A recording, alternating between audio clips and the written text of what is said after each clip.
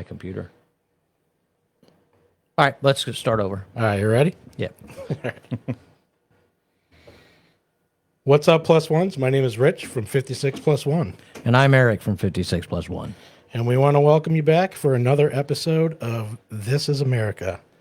Today in studio, we have Doug Capazzi. Doug, thanks for joining us. Thank you for having me, sir. We also have his wife, Allison. She's in the studio audience, the green room, whatever you want to call it. So I want to welcome you guys to 56 Plus One. Thank you for taking time out of your busy schedules to come up and visit with us. No, thank you for having us. I know it's a little bit of a drive. You're down by the shore. Yep. So a couple things. You've got quite a story here, Doug. So I got quite the rap sheet. yeah, it's a good thing. And once again, I want to thank Nick Alevres for putting us in contact.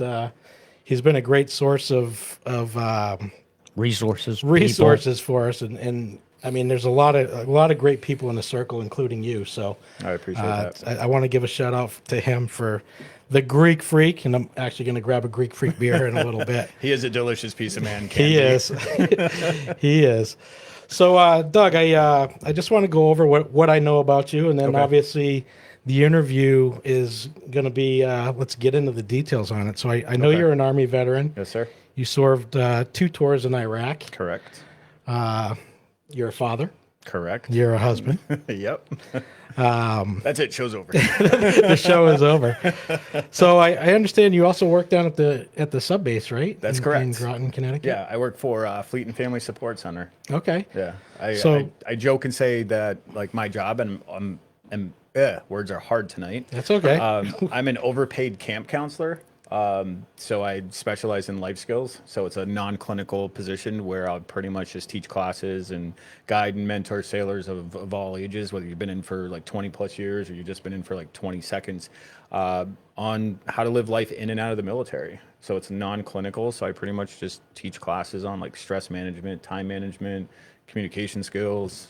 You know, that's a subject that we often get into that conversation about TAPS. And Yeah, I was listening to that. Your Yeah. exit strategy Yep. and how that actually works. And I was having that conversation with another guy this morning, and just I hate to call it the Marine Corps, but I do think that they are the absolute worst at transitioning their. Put the Army in there too.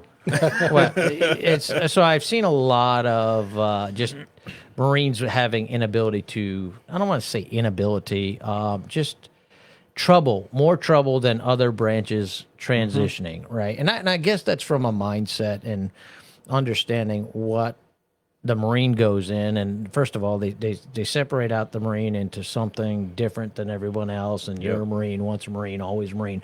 And so they build this up, and you're literally programming a human at that point. And then, you know, you get let's take the OAF incident. There's a few Marines that I know that were in for no longer than probably a year. Yep. And something tragic happens, and they're spending the remainder of their term at Walter Reed, or a majority of it. And then I'm sure they go through TAPS or whatever then. But as we discussed, Rich, is there anything that you're hearing coming down the pipe as far as giving a lot, basically, of when you guys can go through this? Like, let's say 6 months, you reach back out to the vet. A year, and maybe you just touch base with these guys to dial them in. Because as we did speak about, right, when you're on your way out, man, your only mind's on one thing. I'm getting out, and That DD-214, that's Right. Right. the only thing that you have your eyes on. I'm going off, and I'm gonna create some trouble. I'll choose my words there. In your job and in your particular career, do you see a lot of veterans? That obviously you're working at the sub base, so a lot of military people, a lot of veterans. I'm sure that you're a busy guy. I mean, my job alone, it's just me, so I am extremely busy, especially because of the classifications and certificates and all that stuff that I hold. I'm the only one that can do it, but Right. we do see a few veterans coming back. But the way that the Navy does it is I give them credit for they'll get a email or notification that, like 18 months before you are supposed to ETS, that you have to go through TAPS, and then you have to do it by this time. And then I help teach the TAPS class sometimes, and it's an entire week. It's 5 days. Right. I of remember them it. going, Yeah. here's Department of Labor coming in, here's the VA coming in talking about VA benefits and filing for VA benefits and disability and stuff. And they'll have people like me come up, and I share parts of my story and my complications of stuff that I went through. My getting out of the Army, it was nothing like this. It was, don't add to the population, don't take away from the population, don't wind up in jail, don't kill yourself, have a nice night. And it was bye-bye. Right. And that was it. And I was kind of left standing there. I don't want to say ours. I didn't have that. It wasn't anything like that for me. It was a week long worth of classes, and I do remember leaving with a folder and full of paper. Yep. And Bunch of resources. Right. And I able to think mine's contact. still under my bed in a plastic tote. I don't think I ever looked at it. So I give the Navy credit. They do very well for setting the sailor up for success, and it's up to them to put in the work. oh, And that it's, is the other part. Right? and it's the same thing I tell veterans all the time. They'll call me up, or they'll text me, and they're like, man, screw the VA. VA ain't doing this. They're not doing that. No, And I'm you like, ain't doing it. I'm like, what are you doing? Right. And they're like, well, I went to my appointment like 6 months ago. I'm like, well, what about your follow through? What about your follow up? Did you talk to your primary? Are you going to mental health? Are you taking your medications? Are you refilling your medications? Well, no. Why not? And It's they're like, oh. self accountability. Yeah. And you wouldn't think that. I'm not beating the military here, but you wouldn't think that Yeah. amongst what is promoted about the military more often than not. I mean, I'm a member of the DAV, and I get this with trying to help out veterans that are coming in with, call them gripes, call them disability claims, and what have you. And I'll sit down with them. And the first thing that I try to do is get them directed in that when they write something or they're making their complaint or they're making their gripe, look, there's certain words that are important here. This is a legal document, is essentially what you're filling out. And so try to help people critique that. But as soon as you get into that, they're disconnected. They're like, yeah, well, I ain't got to do that. Nobody's here to help me. It ain't. Yeah. To your point, unfortunately, that's the world. Yeah. You have to be your biggest advocate. Oh, exactly. You have to put in the work and read on your own stuff. You know my story, but I got into a big pickle with the VA, and I'll talk about this offline, but severely hurt. And the guy, the DAV rep over of the national convention said, you'll be lucky if you get 10%. I literally told him he was getting nuts. And I said, you have to be out of your mind, dude. I don't have an abdominal wall here. Yeah. I don't even understand what your job is at this point. If you're going to tell me this, I'm going somewhere else. So I go home. Well, I was fortunate enough, right? So we got into a little bit of discussion before this. I have a engineering background with working with government contracts. Well, I'm familiar with that language. Yep. And those words are critical, and how you write something up is important to getting success. So I sat down and I wrote a 21-page document citing all the law, citing all the resources. It wasn't readily available to me. I had to dig for it. And I dug for it by asking simple questions to the internet, if you will. Well, what is the VA's requirement here? What is the responsibility of the VA? What is the responsibility of the veteran? And that's how it starts. So to your point, I could see how that. Do you leave frustrating sometimes? I'll leave the VA frustrated. No, just in some of these instances. Oh my God. So I'm known as the person in the office who is like, they'll come into my office and I'll tell them right off the bat, I'm like, look, I'm not a counselor. I'm not an LCSW. I'm pretty much kind of like a life coach.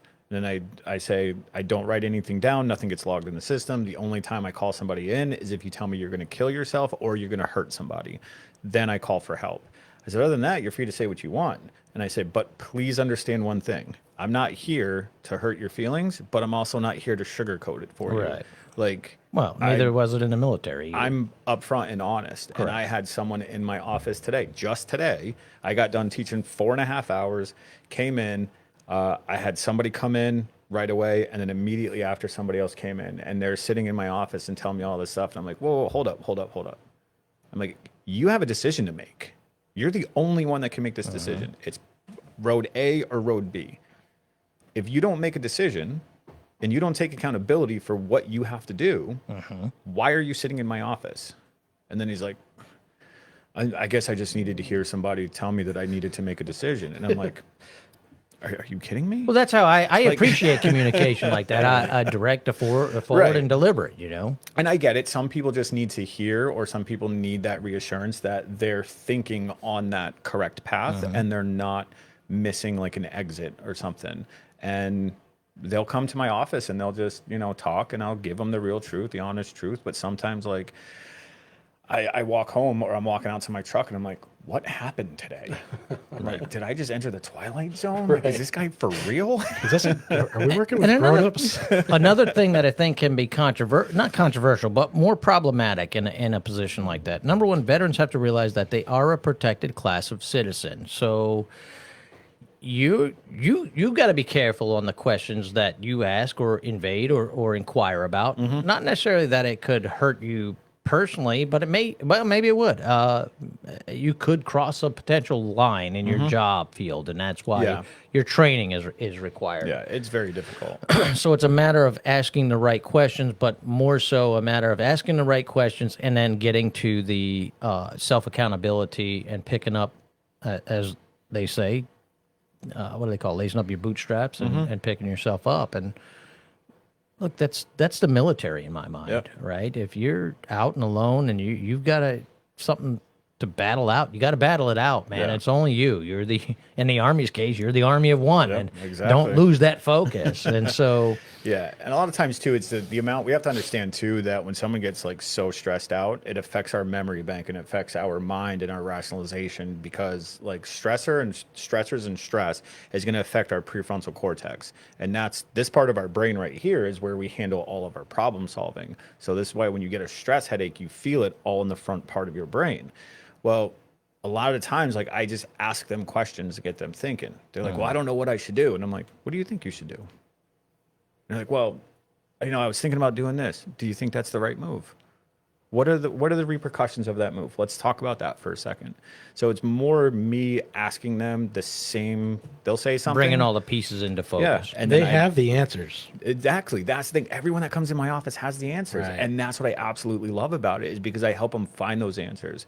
And again, I'm not a counselor. We have our counselors upstairs, and they say, like, Doug, you run triage for the counseling department, because people will come in and they'll be stressed or they'll be upset, completely distraught. And the guy at the front desk will be like, do you need to talk to Doug? Just go talk to Doug.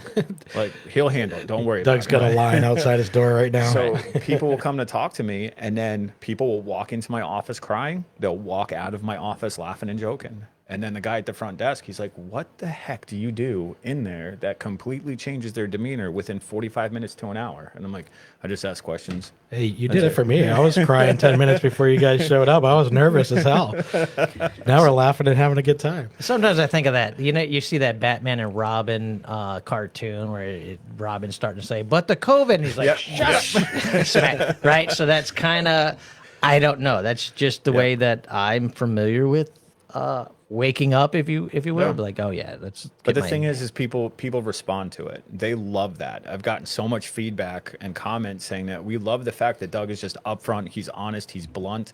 He says it as it is, because that's what we need. Because I'm also dealing with, and I don't want anyone to take offense to this that might be listening. It's not a generational thing, but I'm dealing with a generation where they were just coddled. Right. And everything was like, oh, it's okay. Here's a safety pin and a Tide Pod, and let's give you a hug. And here's your trophy. yeah, everything will be okay. Don't worry. Have a burrito. We're good. And they come into my office, and I'm like, stop. No, cut this out. Stop. Look, like, this is not the way we do things in the military. And I just give it to them straight. And they're like, whoa, this is kind of refreshing. Right. Like, never had anyone talk to me like this. And they respond to it. So I keep rolling with it. It's that wake up call, I think. Yeah. And so, yeah. Interesting. I didn't know. I mean, I didn't know what that meant. I read your bio, but I was kind of curious. No one really knows what a life skills educator does. That's like, pretty cool job. Everyone's like, "What do you do?" And I'm like, I'm a life coach, Yeah. pretty much for the Navy. I'm an just give overpaid people- camp counselor. I give people my opinion and tell them what I would do, and Yeah, and make them do it. And the thing is, to it, and I love it because I'll have like chiefs, master chiefs, senior chiefs. Like I'll have lieutenant commanders and stuff in my classes, but then I'll have some of the lower enlisted in the classes as well. And so, for instance, I wear an Army jacket, and I do it on purpose, right? I work at the Navy base. I wear an Army jacket to kind of just egg people on. So I was teaching a class at one of the boats, and the cobb comes into the class. The chief of the boat comes in, and he's like, "Doug, you're wearing the wrong jacket to this training." And I turn around and look at him. I'm like, "If you keep running your mouth, you're going to be wearing the jacket for the entire training." And I turn back around, and I'm erasing the board, and everyone here's like, did he just really say that to the cobb? Like, nobody knew me and the cobb had a relationship, right? So I knew we could do that banter, but I think it plays really well. So what about so you don't get any? I find alcohol in some of the more severe instances to play a role in that, and I'll use that to go back to the taps, right? So here you have veterans in their weeks long tap class, and there's often not a place for them to turn, and then you'll get into something like the VFW, the Army Navy Club, and it was referred to this morning as the 3-week friend club because by the end of the third week, everybody's broke and nobody's showing up. So, but so that does turn into, and can very well turn into a detrimental problem for the veteran. They're going there for camaraderie. They're going there for, call it support, friendship, or just a way to get. It's like our Thursday night dart league. people that understand you, I guess, and when you go through something like OIF or OAF, it's a world apart from the real world, and to get back into that and come back to here where everything is kind of flat and calm and people aren't responding the same way, it puts you as an outcast. The other aspect of that is when you're in the military, you are somebody. You're a rank, you're a last name, you have your buddies, and you guys all understand the same thing, you know. So out here, when you take someone from, like I said, just gave that example of OAF, you're completely detached from everything that you knew. And so that makes it, in my mind, you talk about being scatterbrained, stressed out. It's complete anxiety from many different aspects. So do you deal with that? I deal with it a lot. Yeah. Yeah. I'd imagine just that the people. And so do guys open up about that as well? Well, I'm sure that's helpful too. Yeah. They'll come into my office and they'll be talking to me about stuff, and then they'll kind of, allude to that they might have been drinking a little bit more and I won't ask them directly. I'll ask them questions to kind of dance around it so they come out and say it. Because I never want to ask them, like, are you drinking more than normal, right? Because then all of a sudden someone's going to be like, oh, I'm not an alcoholic. Right. But I'll ask them questions, and then they'll come out and say, I have been, indulging in the alcoholic beverages a little bit too much lately. And I'm like, all right, look, alcohol in the military goes hand in hand. Right. It's like a peanut butter and jelly sandwich. You have a veteran, it's either bad credit, divorce, and you got alcohol on your breath. Okay. Those are the top 3 things. But at one point, they drank one whiskey to calm the voices, to numb that pain, to just kind of feel a sense of normalcy. But the problem is that one whiskey, that one beer, that tolerance is built up. So now it turns into 2. Now it turns into a 12-pack. It turns into a bottle. And next thing you know, now we're dealing with, alcohol problems. So it's getting people to look at that sort of behavior and show them and tell them, like, it's not healthy. You can have a beer with the boys, beer with the guys, that's fine, but leave it at that. And this is, like, a lot of people don't know this, but this is a reason why, like, I might have 1 beer a month, and that's it. The reason is because I know with the amount of pain I'm in with my back, the amount of pain I'm in with my stomach, and the amount of just noise in my head, I know it's far too easy for me to pick up a bottle of whiskey or a bottle of bourbon and just quiet it. and just to numb it. But then all of a sudden, I'm going to want to keep numbing it. Right. So I stay away. Now you have a different problem that you have to deal with. Yeah, I spend all my money on toys like 3D printers and Nice, yeah. It's a good hobby. yeah. I'm still in my beer phase. So, the job is very interesting, and I'm sure what you did before you started working on the Navy base is a big contributor to. So kind of not really. Really? Yeah. So the way that I got the job on the base was it was kind of like a hold my beer moment, right? Okay. So before that, I was doing armed nuclear security for the power plant in Niantic, Millstone Dominion, whatever they're calling it this month. 4 days on, 4 days off, 12-hour shifts, $80,000 a year. Great job sitting on my butt waiting for someone to come and attack a plant so I can shoot them, right? Right. Never happened. Boo. I'm like, come on, ISIS, let's go. It was December of 2016 is I went down to the VA for a doctor's appointment because I was still having trouble with my back. I've already been through 2 back surgeries, 1 spinal fusion, still having problems. I'm in the VA and the doctor comes in, doesn't even break the threshold of his office door. And he goes, did anybody ever tell you got a broken bone in your back? And I'm like, I knew it. All right, here we go. So he takes me back to the office and he shows me the imaging. So I take a picture of it. I go home and I take the imaging from Kuwait National Hospital, right? And I put it up side by side, 10 years later, the exact same image. Now I'm just like, this is not good. So I'm talking with the doc and he goes, look, you're going to be on light duty. You need another surgery. You sneeze, you fall, you trip the wrong way, you're paralyzed. So I'm like, oh, this is fantastic. March 2017, I have they elongate the scar on my back. They go in, they build the railroad system. That Wednesday, they flip me over, cut open my stomach, and then go in that way and fix a bunch of stuff. Well, I'm recovering at home, and I'm spending more time doing stuff on the organizational side of things. Then I'm starting to see the trajectory in the organization going, I'm spending more time working on this, and I'm seeing stuff progress. This is what I need to be doing. I need to work with and or for the military in some fashion. So I looked online.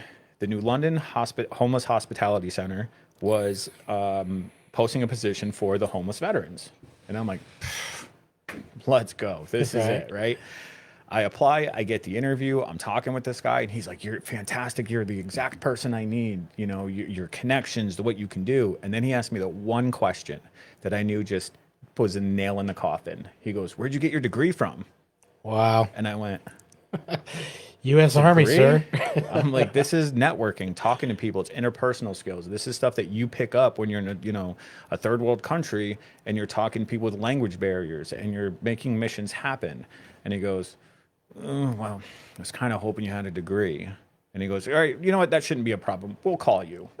Okay. 2 weeks later, I get the email. Thanks, but no thanks. So Really? I did some research, and it turns out they hired some college grad right out of college. Got no skill in this area. No skill in this area. Has Unbelievable. no idea what a veteran looks like, right? Can't go into Walmart and go, that's a vet. So I looked at the email, and I was so pissed off. And I went, you want a degree? I'll get you a degree. Hold my beer.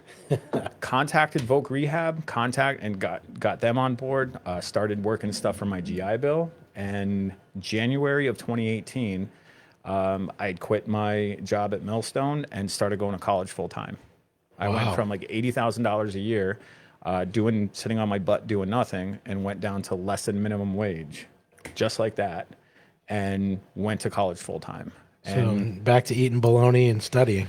Yeah, pretty much downing pots of coffee and Oh you know, my and it God. was so weird because I was 38 and I'm going into the community college, you know, for my associates, and I'm older than my professors, and I'm older than everyone in the room, and I'm like, man, I feel so out of place here. Like, I don't know if I should have done this, but then I was like, you know what? No, I'm getting a degree. So I went to Three Rivers Community College, transferred all my credits over to Eastern Connecticut State University. And then December of 21, finished my degree program like 2.5 weeks early and got my degree in industrial organizational psychology with a minor in communications. Nice. And I just happened to be on USA Jobs, and I saw that the Fleet and Family Support Center was looking for a life skills. It was a life skills ESF, which stood for Education Services Facilitator. And at that point, it was a government contract position. So I applied and started getting phone calls and emails, and I went through like 4 different interviews. They put me through the ringer of like, they called me on a Monday afternoon/evening, and they were like, you have a Zoom appointment tomorrow at 09. You have to present a 10-page PowerPoint on 3 main stressors seen within the military community, how you would fix that. It cannot exceed X amount of slides, X amount of minutes. Mm-hmm. I was like, what in the crap is this? This is nuts. Worked all night on it and went for the in-person interview, and they were like, all right, let's go. Hired. Yep. February 1st of 22 was my first day on the job. I got a couple of comments on here What's that? That's pretty funny. So our buddy, the Greek Freak, he said a little compliment to you. He said that dude busted his ass big time. Talk about eating ramen noodles. Goose is a warrior. He called you the pickle master. The pickle liberator. I don't know if we need to know that story, or is that something we can talk about, or what? So when you mentioned the podcast, right? So we were talking about when we were thinking about things that we could do on the podcast for the organization. I was like, why don't we just do like a random show and tell? And then the guys were like, what the hell are you talking about? I'm like, just randomly, like, what if we did that? And then I pulled out like a jar of pickles and just put it on the table. And then randomly throughout the show, we just reach in and just eat a pickle. And they're like, all right, let's go. Yeah, just so now everything is everything is just related to pickles. That's like great. I'm 3D printing pickles at my house. The pickle master. Yep. I knew there was a story behind that. That's great stuff. So that's a pretty scary transition, though, to go from a career. You had a career to begin with. Well, I mean, you've had a couple careers, but to leave an $80,000 job and start going to school, you're basically starting from scratch. Yeah, I was starting over. And the thing is, too, it was just right before COVID hit. So I was not only going through college during that, but I was homeschooling my son at the same time. Oh, wow. And I was running the Guardians. I was sitting on a leadership panel for a global nonprofit, and, teaching and all that kind of stuff for them. And it was... See, though, look, that does give me heartburn. When you're someone that goes in with passion, I've met more degreed people and I've met more non-degreed people that I would revere as probably some of the smarter people that I've met in my life. Absolutely. Not probably. I know that. You're held back by that piece of paper. And you're held back by a piece of paper, but yet everybody else is living off the piece of paper that you provided. Yeah. That DD-214 is what I'm talking about. Without even giving you just saying, nope, this is the qualification, this is where it's shut off, and you don't qualify.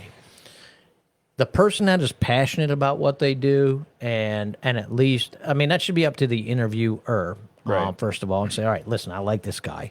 I'm going to throw him into a pile here. I've got 3 candidates for this. These 2 people have degrees. This guy doesn't. But I think this guy's got more of the finesse, the understanding, the comprehension to what's actually going on with these individuals here.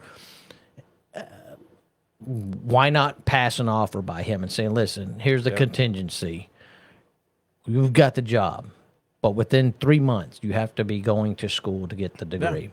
Yeah. That's what I'm saying. It doesn't have to be so black and white, but realistically, that's a contract job, you said, right? Mm-hmm. Yeah, so that government contract. That's coming down from the top. Meaning, well, I don't even know if you want to call it the top. It's coming from Washington or somebody in Washington sitting behind a seat. And then they want to know why are so many Americans behind in student loan debt? Well, this is just a good example why. Now, fortunately for you, you were given that because of your wartime and being established in this state that you can go to any state college on the state's dime, so to speak. Really, and it's not not their dime, but it's what was guaranteed to you. Plus with the combat aspect of it. So and I do think it's more than worth it. That does bother me, though, that so many veterans, you talk about trying to build somebody up at a time they're trying to figure out their own life. And not everybody is going to have that tenacity that you had to say, you know what, I'm going to get the degree. They're going to be like, see, the world just used me, tossed me away. F that. Yep. And therein lies the fault of the bureaucrats, the fault of the politicians for not standing up, recognizing that, and saying, listen, we relied on these guys, whether it's for 2 years, 4 years, 20 years. They put their life on the line. The least I could do is put my voice on the line, Yeah. and stand up and say, let's give this a shot. And when they don't do that, I've got nothing else for it, but it's just screwed up, and Yeah. in my assessment of it. Well, and after you got the degree, what's your opinion? Did you come out of there smarter than you ever were, or I mean, honest opinion? Came out wanting to drink more. Yeah. I will say that I did come out with a healthier outlook when it came to having a degree, only because of the fact that that's why I went into the military, is because my high school grades sucked. It was I hated school, hated high school, never thought I was taught anything worthwhile or anything that was going to, propel me further in life. Right. But when I got the degree, all of a sudden I started looking at stuff going, maybe it is worth it, because of the fact, like, I see so many more doors that are now open for me, and now so many more Well, sure. people are kind of looking at me going, wow, okay, so you run a nonprofit for combat wounded vets, you're a veteran yourself, you have a degree in this, you have a special skill set, like maybe you Right. do bring something to the table. And if that's what it took, that's fine. And that's, I'm not bitter about it. I Yeah. think that it was a very, very healthy decision for me, because at the time, I wanted something. I'm always like, I'll put a goal in front of me and I'll say, this is what I want to hit, and I'm going to do anything I can to hit this goal. I don't care what I have to do. My goal was to have Monday through Friday, evenings off, weekends off, Yeah. holidays off. I wanted more time with my kid. I wanted more time with just being and have a healthy work-life balance. And if getting a degree was going to make that happen, then I would do it. And Well, I fast-tracked it. It took me, my counselor at Voc Rehab laughed, and they were like, you're not getting your psychology degree in less than 4 years. And I went, You're like, bet me. What do you? and I looked at him like, you're adorable. I'll be back. And So then, you went full time though. Yeah, So you full-time. did get it less than 4 years. yeah, because I did in the summertime when there was Accelerated. the accelerated classes over Christmas break, you were taking 16-week courses in a matter of 4 weeks. Right. So it was heavily compressed. Wow. There was times where my son was playing baseball and I'm out there, I'm standing at the bleachers. I got my laptop up. I got my psychology books out. I'm writing a paper, running over to the fence, cheering him on. Like, yeah, go Nick, go Nick, go Nick. And then running back over and typing more on the computer. Wow. I was up till, 1, 2 in the morning. And it was just, I did what I had to do to make it work. And I'm in such a peaceful place. But I also think it was very healthy for, Alice and I's relationship, because we met when I had first started going to college. Okay. And my weekends were, I'm sorry, I can't see you until 7, 8 o'clock at night because I have a paper due. Or I can't see you, until Friday or Saturday because I have papers due. And she was like, okay, you do what you got to do. And then after I graduated and I got my degree, I think it was the first weekend, we were living together at that point.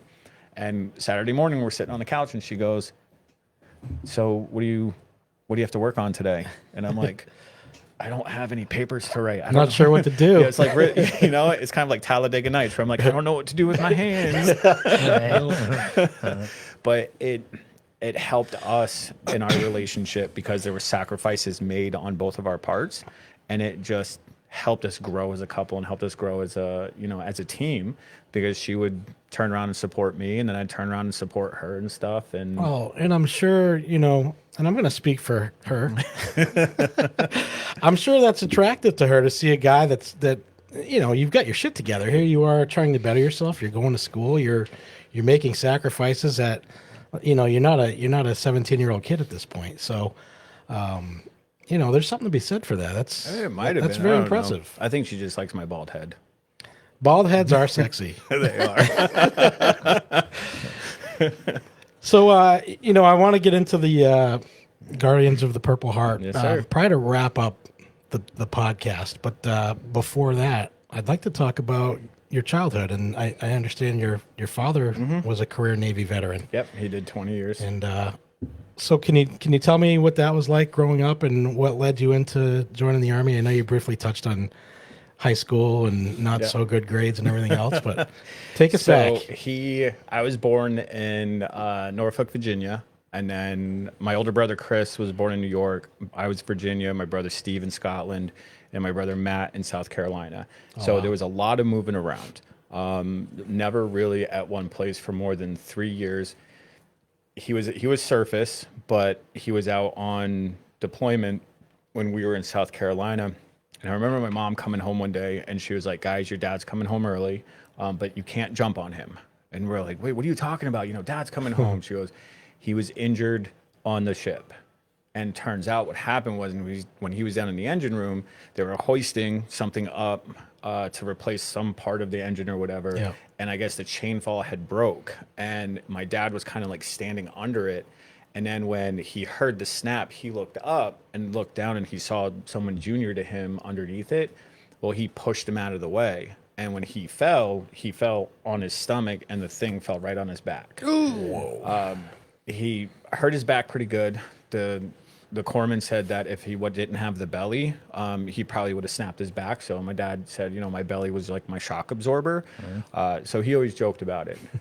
We got sent up here because he did his last 5-6 years on shore duty, and that was the only thing that he could do. So they're like, you're either going to get out on MedSep or you're going to go do shore duty. And my dad goes, "Well, I got 4 boys, a wife. I need money." Yeah. Like, these kids like to eat. So we wound up here. When I was going through high school, my dad knew I hated school. He fought with me every step of the way to do my schoolwork. And I'm like, "Dad, this is not teaching me anything." I'm like, "I'm not going to need to know how to play hot cross buns at an interview." And he goes, "Doug, I get it. Just do your damn work." So senior year, my dad said, "I'm not going to force you to do anything. You can take a year off, do whatever you want. But after that year, you're going to have to, like, your nose to the grindstone. You're going to have to figure your life out." He goes, "Or go to college or join the military." And I'm like, "Well, not getting a scholarship on like a 0.2 GPA. So I don't want to figure my life out yet either.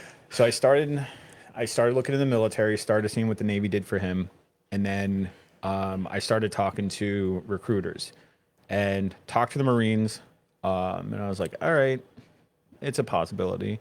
Never went and talked to Navy though. And my dad asked me why one day. And I said, "Look, I've lived this Navy life with you for as long as I can remember. You are gone a lot. Yeah. I'm like, I need my own adventure, right? Like, Yeah. I don't need you kind of coming in and saying, well, do this and talk to this and talk to this guy. And I'm like, I need my own thing. And then joking with him, and I was like, besides, you guys still wear bell bottoms and write your name in your underwear. Like, what is that about? And then he had a reason why. I mean, my dad and I always had that kind of banter and stuff. And then I started talking to the Army recruiter. And the first thing I remember, her Staff Sergeant Vivian, I went up, knocked on the door, and she's like, "Come on in." And she's like, "You thinking about joining the Army?" I'm like, "I'm just here to get some information." She goes, "Don't." I'm like, Don't. Either sign up or leave. I'm like, isn't your job not to tell me that? And she goes, "The Army sucks. The food sucks. The pay sucks. The days suck." She goes, "But what I can guarantee you, it's going to teach you something about yourself that you never knew you had." And I went, "All right, tell me more." And we got to talking. And because of her brutal honesty, I was like, all right, let's do it. So I signed up. Coincidentally enough, the first deployment in 2003, we're standing at our MOB station, and I'm standing against the wall with medical paperwork, and I hear this voice. And I'm like, it can't be. There's no way in hell. Really? So woman comes around the corner. Here comes Sergeant Vivian. Wow. As our MOB NCO, getting us lined up to get shipped out to Kuwait So and Iraq. how long after you enlisted was this? A couple years, or was it? Joined in 98, and the first Oh, wow, deployment okay. was in 2003. So you're talking 5 years. You hadn't seen her. Yep. Wow, that's amazing. And the thing is, she remembered me. She Really? walked by, and then she's talking, and she looks down at my name tag, and then she takes a step, and then she backs up, and she goes, "It's not." And I went, It is. It's the bald head. Yeah, It's and then got to be she- the bald head. And then she goes, "What did I tell you? Didn't I tell you the army sucked?" And I was like, "I'm loving it." Like, Well, she didn't lie. Yeah. So she got around the whole the recruiter lied to me thing. yep, yeah, she was brutally honest, and then that's what I appreciated. So I loved every second of it. My mom and dad always said that I was going to be the guy who married the rich woman. I was going to have a sugar mama. She was going to, pay for everything. I was just going to be that, trophy husband or whatever. And that was it. Because I would always dress nice like that. My gig line was always straight. My mom would always make fun of me. My hair was always combed. She never pegged me for being like the one who actually loved being in the military. Wow. It was a complete polar opposite. How about your brothers? Did any of your brothers join the military? My or- brother Steve did. Growing up, Steve was the kid that would get up Saturday morning. He'd put on the face paint, the fatigues. He would leave at like 9 o'clock. 7 o'clock at night, we'd be hollering his name. He'd fall asleep in the woods for Wow. hours, and he was all about the military. But when he got in, he found out it wasn't this Joe Rambo stuff, and he hated it. Like, he did everything he could to get out. Really? Yep. Wow. So did he end up Yeah. serving his enlistment, or did he find a way out? He found a way out. He get out? Yeah, he found a way out. When there's, I'll call them extracurricular activities. Okay. We'll just say extracurricular activities. He likes the smell of it. Yeah, yeah. He tried to leave it at extracurricular. I mean, and that's the thing, and this is what I love about him. He is so honest about it. Like, Yeah, he'll yeah. tell my son, he'll say something to my son, and Nick will turn around and say, "Well, I told you that like 10 days ago or whatever." And Steve will turn around, he'd be like, "Nick, do you know how many drugs I did when I was Right. younger?" Like, he's like, "Come on now, I have 2 brain cells left, and they're fighting over 3rd place. Like, what do you want me to do?" Give me a break, kid. Yeah, yeah. This, there's this guy. I liked him a lot, and I served with him. He got promoted up to the ranks pretty quick.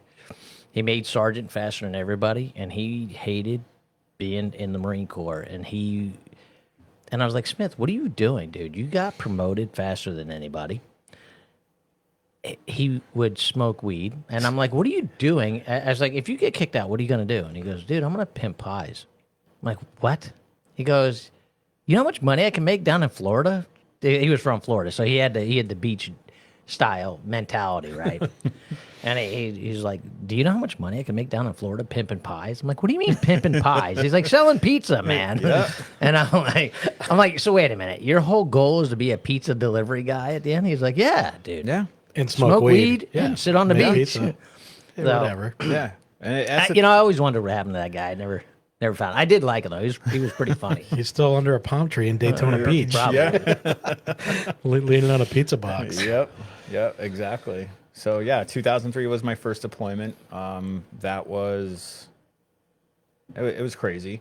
2005 to 2006 was the second one. That was Operation Iraqi Freedom. That was the one that was, I'll always say it was like the devil coming up, inviting you for dinner, and then you walking through the gates of hell, and then volunteering to stay for dessert. Oh my It God. was just, it was, and any veteran listening and who's been over in that situation, they'll understand when I say this. It was the best, worst days of my life. Like, Yeah. I will go back in a heartbeat if I could. It'll suck, but I know that it was just the best, worst time of my life that I've ever had. And But it was the guys. Was it the guys that you served with? Yeah. I mean, and that's what made it, right? There's Yeah. a lot of those guys I do miss, like Yep. just the funny moments, the stupid stuff we would do, and just yeah. No, you talk about a camaraderie, right? You got your brothers and sisters out there, and it doesn't matter whether you agree all the time, 100% of the time or not. They have your back, without a doubt, hands down, 100%. You don't have to worry. Yeah. And, we go to boot camp, and yeah, that sucks, but there's a reason behind that. It's the wax on, wax off, paint the fence type of deal.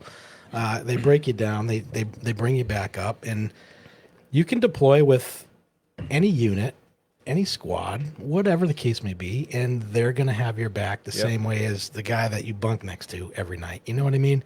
because it sucks for everybody. It sucks for everybody. and that's the whole embrace And the suck then- mentality. You talk about going to a theater like Iraq. You're thousands of miles from home. You're the only Americans in the country. I mean, Yeah. you have each other, and that's who you have to rely on. So Yeah.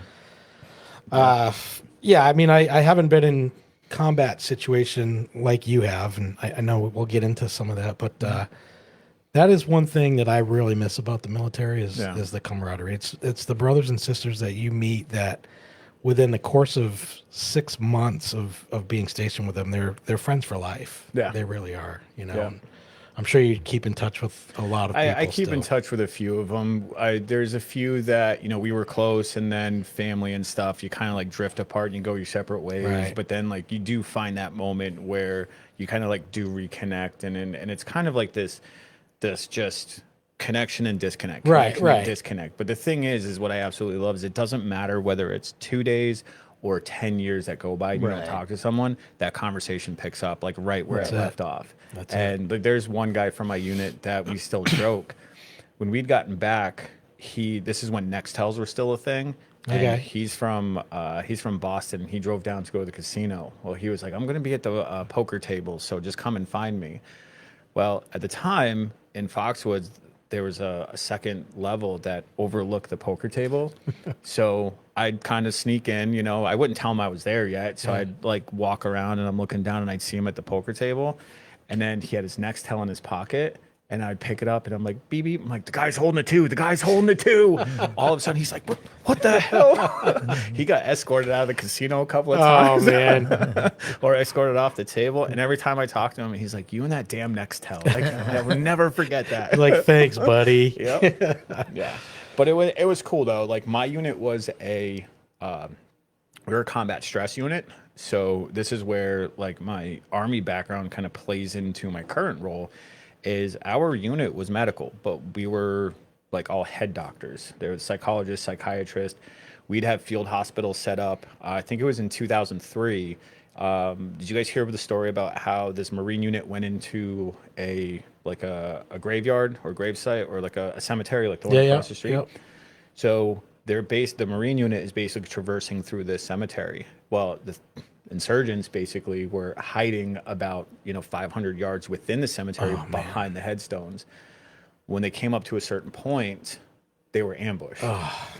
Half that Marine unit basically got wiped out. The other half, when they were able to basically retreat, get to cover, and get out of there, it was me and my unit that were basically hauling people out, breathing or not breathing. The individuals who were still alive, like it messed them up. And it was our unit that turned around and started triaging and helping the individuals. We were one of 2 combat support hospitals or combat stress control units within the US in 2003. Wow. When that happened, all of a sudden PTSD and all that started to come to the surface. And then they were like, we need more combat stress units. So from that point, more started to be implemented. So that's kind of like why we did 2 back to back, because it was all of 2003 and then early 2005 to late 2006. So we were kind of like, we came home, hey, great, hi, how you doing? Okay, we're off again. Turn around right back into the desert. So I gotta rewind here. So then now what you're telling me is you did have the experience. Nope, because I was there.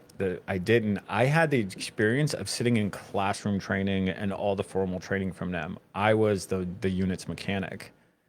So I went in as a 63 Bravo lightweight vehicle mechanic. Anything 5 tons and under with a diesel engine, to include generators, I could fix. Okay. And that was it.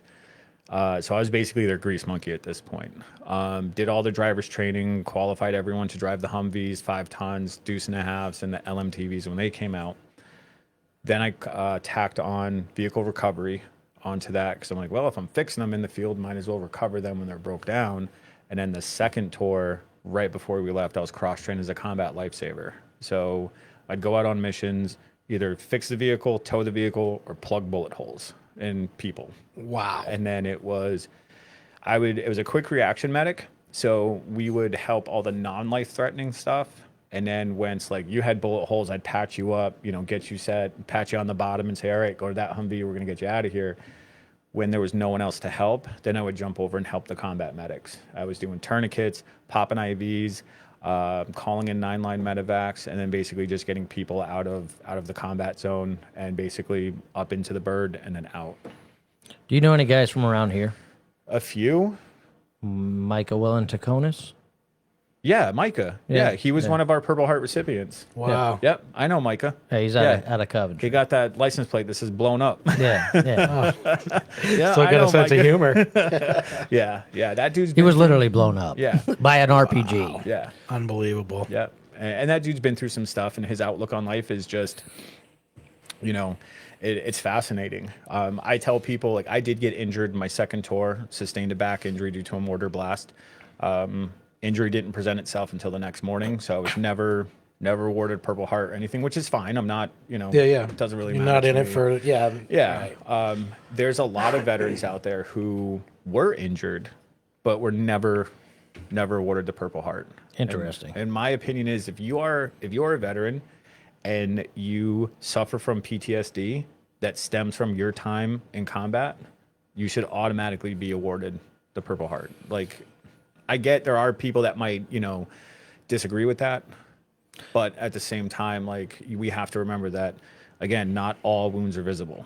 So I got my father's on the other opposite end of that. He got a Purple Heart. He's like, I didn't do anything to earn this, right? So he's like, this is all There's some people that have that too. Yeah. right where and it was done because of the command or the unit you were with, and Yeah. they just got, and everybody got them like they were handing out baseball cards. Right. So And that's probably why I didn't get one, was because what happened was I had to go from one fob to the next, and I found out that there was a convoy leaving, heading to that same fob. And a lot of times what would happen is, if you were going, called fob hopping, Yep. if you were going to one fob and there was a convoy, you would talk to the convoy commander, they would let you in, and then you'd basically get armed escort the entire way through. So this for those of that aren't military, you're talking forward operating base, Yep, right? forward operating base. Yep. So I talked to the convoy commander, and he was like, "What is your MOS?" And I said, "Well, I'm mechanic, vehicle recovery, and combat lifesaver." He goes, "Done, you're in. We need you." And I'm like, "Yeah, no." But no but I crap." mean, how He how can many fix shit. guys like you? I mean, you've got to be like a one-off. Yeah. You know?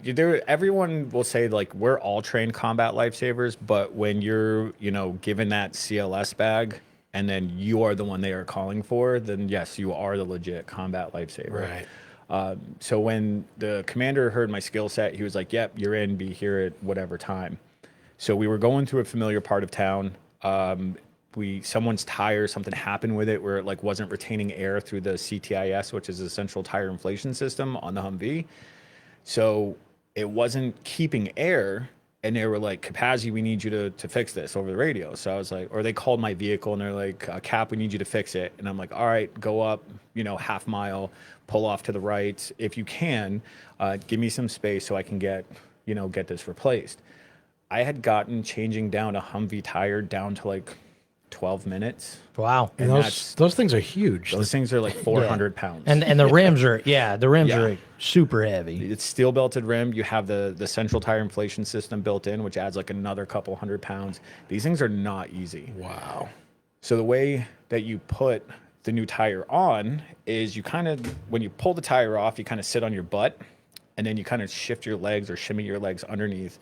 You take the tire and the new one and you roll it onto your thighs, and you bend your thighs up, which gives you enough height to kind of push it up onto the hub. Yep. As soon as I did that, as soon as I basically lifted my knees up, somebody yells, "Incoming!" And I'm like, WTF. So I'm looking at the tire. I had like 2 seconds to react. So I took my hand, I threw it up through the rim. I grabbed onto the fender, the only thing I can get my hands on, and I kind of tucked my head into the rim because I figured if anything hits, hopefully it's going to hit the tire before it hits me. Well, it didn't hit directly like at us, but it hit very, very close where it knocked us all on our butts. But the repercussion or the percussion from the blast hit directly onto the chest, which pushed the tire back. Natural reaction is to go the opposite direction. Well, I went like that, and I felt that pop. Really? And I was like, ooh, okay, all right, that's not good. Dust settled. Everyone yelled, "You good?" We did our normal thing. I put the tire on, and I kind of did, the Austin Powers thing. I was like, spectacles, testicles, wallet, and watch. I'm good. Like 10 fingers, 10 toes, no blood. We got in the truck and we went off. We hit the fob. Convoy commander does the debrief. Everyone good. Anyone injured? And we're like, nope, we're good. Like, we're all still alive. The next morning I wake up, I go to roll out of bunk, and I'm like, I can't move my legs. I call up to my battle buddy, and I'm like, and his name was Paquette, but I called him Master P. He was like the most Caucasian kid you will ever see, and he would do like all the old school raps. Yeah. So I'm like, Master P, I can't move my legs. And he was like, get the hell out of here. He's like, no. Yeah. And then I was like, nah, dude, I can't move my legs. And he was like, dude, quit playing. And I'm like, why would I play? So he comes over, he takes his knife, and he's like, not stabbing me, but he's kind of poking me. And I'm like, I feel pressure. That's it. And he goes, oh, you're serious. So he calls over to the next hooch or the next room, gets somebody, takes me over to medical.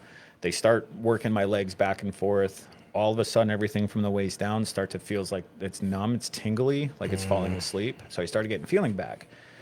But as the feeling started coming back, excruciating pain. So they brought me over to this Air Force hospital, and I'm laying on this cot. And I don't know how much time went by, but I had an Air Force nurse come up on this side, and she's alcohol swab on my arm. And then she's like, don't worry. She's like, Staff Sergeant Capazzi, we're going to take care of you. We're just going to give you some IVs. You haven't drank in like 2-3 hours. You need to stay hydrated. It's hot. And I'm like, yeah, it's probably a good idea. Well, there's another nurse over on this side, alcohol swab in this arm. And I'm like, I need 2 drinks. something. I need 2 drinks. It didn't register. So all of a sudden, nurse number 1 goes, all right, Staff Sergeant, what I need you to do, I need you to start counting backwards from 9. And I'm like, why the hell am I counting backwards from 9 for water? And I'm like, okay, whatever. Like 9, 8, I was out, right? The nurse over here basically just doped me up full of morphine. And I woke up mid-flight on the back of a C-130. Like, I woke up and there's another you're gurney, in a bunk, here. yeah. Yep. Freaked out. They hit me with morphine again. And then next thing you know, I wake up and they're escorting me off of the back of the C-130, and I start throwing up all over the place. And they're like, don't worry, it's just the morphine. You're okay. Then I got escorted to Kuwait National Hospital, and that's where they did the MRI, and that's where they found that I had the herniated disc that was like legit, like pressing on the nerve. Oh, man. So I get back to my base, LSA Anaconda, nicknamed Mortaritaville, because we were mortared every single day. It got to be like a running joke where it's like, if we didn't get mortared, we'd be like, man, it's 12 o'clock. Something's wrong. Did Steve call in sick today?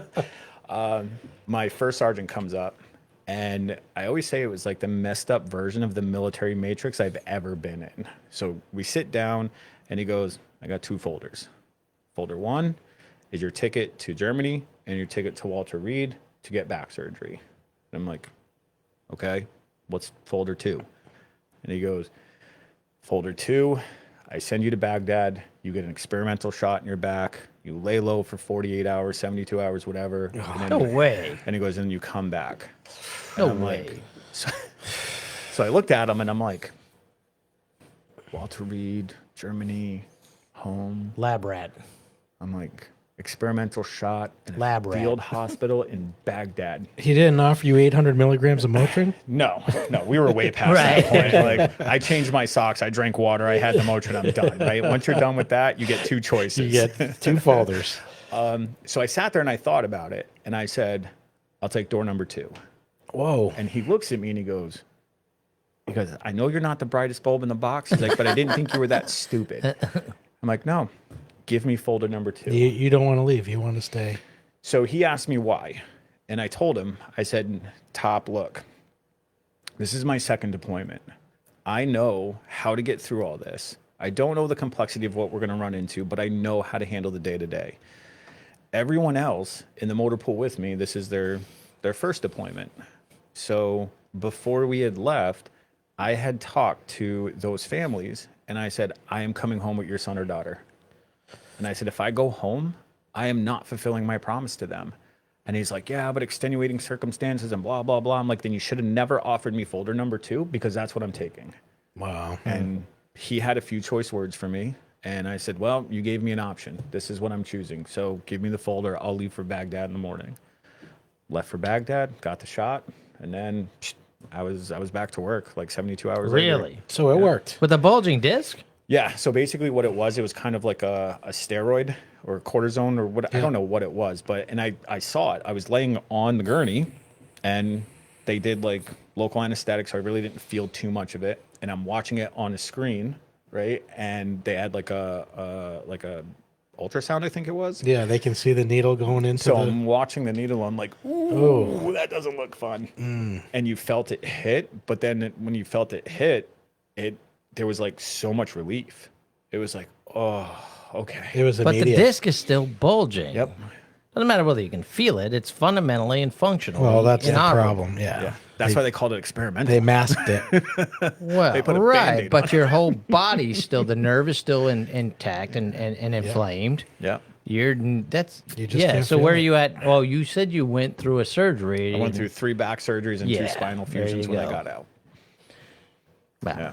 But I mean, that's the thing. Like, I could not feasibly leave because of the promise that I made. And the one thing that my dad always taught me, he's like, when a Capazzi makes his promise, he keeps his promise.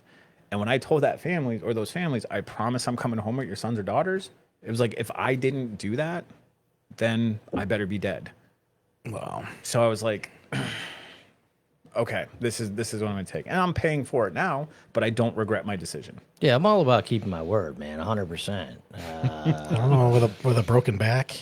Yeah, it was fun though. I got to tell you, I mean, that's true service before self. Hats off to you, and thank you for your service. No, I mean, thank you, It's guys. amazing. Just sitting down and talking to you. I mean, I knew you had a great story, and it's been amazing so far. But to hear that, you had a ticket home, Yep. and you chose to stay with the guys and gals that you were you were based with, and Yeah, I was going home with them one way or another. I was going home. man of your word. Yep. Says a lot about your character. That's freaking fantastic, Yep. dude. When a Capazzi gives his word, I can hear pops right in my head. You know, when a Capazzi gives his word, he keeps his word. A man is only as good as his word. I'm like, all right, pops.